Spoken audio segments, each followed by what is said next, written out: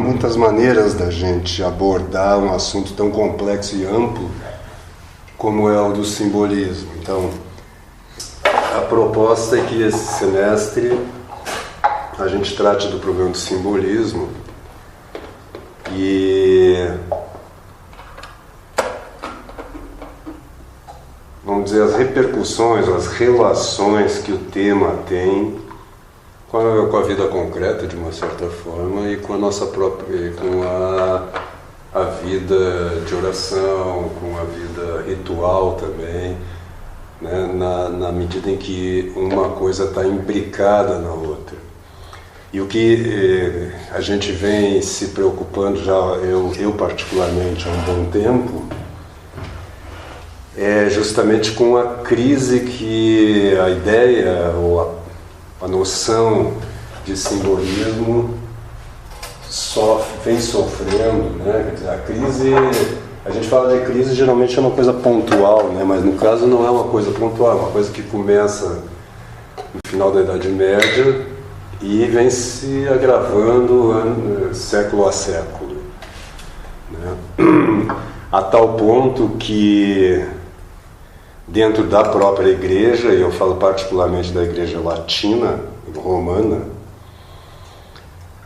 se ignora praticamente a dimensão do simbolismo. Se vocês observarem o que aconteceu depois do concílio em relação a isto, foi uma perda, um abandono, não foi uma perda. A perda vem desde lá.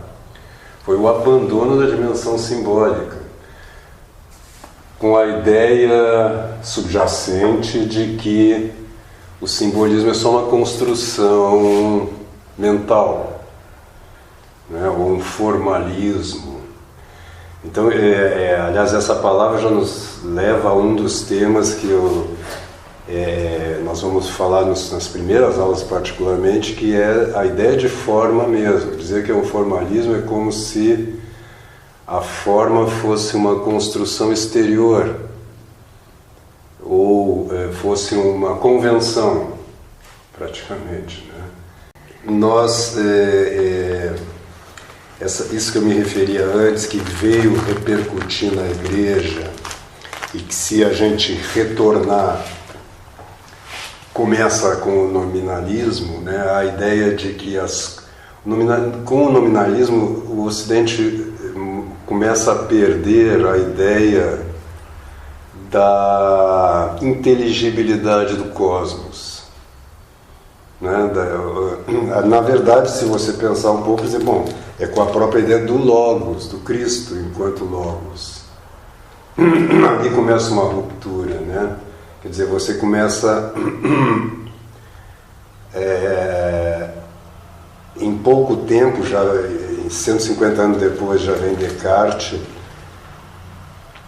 que cria-se a famosa divisão do mundo em dois, né? Quer dizer, o eu interior, o eu pensante e o mundo da extensão, né?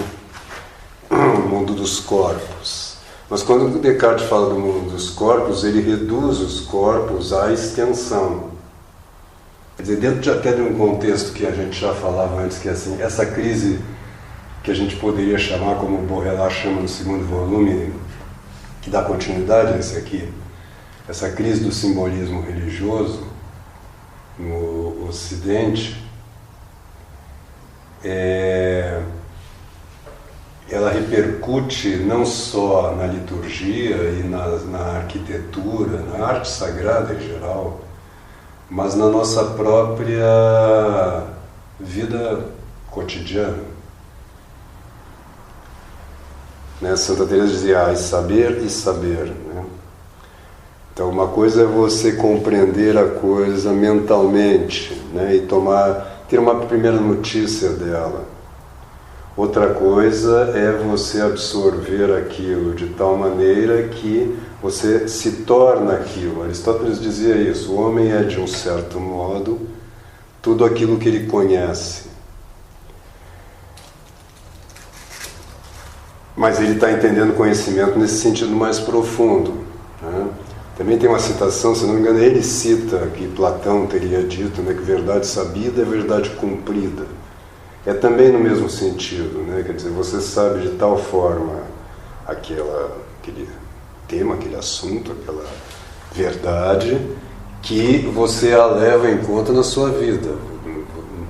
E, portanto, você absorveu de fato aquele conhecimento. Isto leva tempo, né? Então, eu costumo dizer assim que a distância da cabeça ao coração é quase um abismo, né? Porque é fácil a gente entender conceitos na sua formulação mental, né? E acreditar que pela compreensão dos conceitos você compreendeu a realidade a qual eles se reportam, né? Isso é uma coisa que está muito imbricada na nossa mente hoje, né? Está muito presente, acho que imbricada é a boa palavra.